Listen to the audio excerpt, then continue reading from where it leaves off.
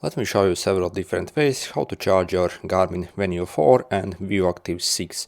So on the back of these watches you will see you have this port, so with 4 golden pins, and really all we have to do is find in your box this charger lead. So this is what it looks like, and we simply have to first connect basically to the pins, and we simply have to pop them in and wait for the click.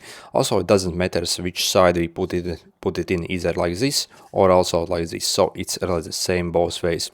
So, and simply attach it, and you should hear a tiny click and verify that it's actually secure. Then the other end is actually this type C, and we can plug this in pretty much any type C outlet essentially. For example, you can get one of these wall adapters and simply charge it from your wall, or also maybe you can even charge it in your car as well, or you can also plug it in your computer or laptop as well. As long as you have type C, it will be able to power. Also, for example, you can use one of the power banks to even charge it. As you see, as soon as I connect it, it should start to charge. So as you see, it actually starts to charge.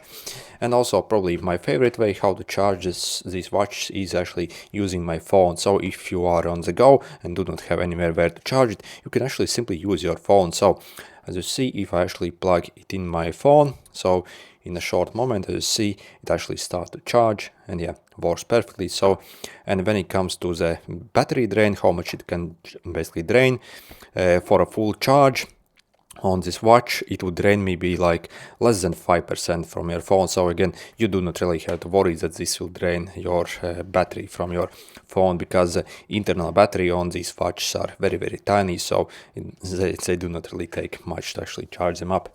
Anyway, good luck.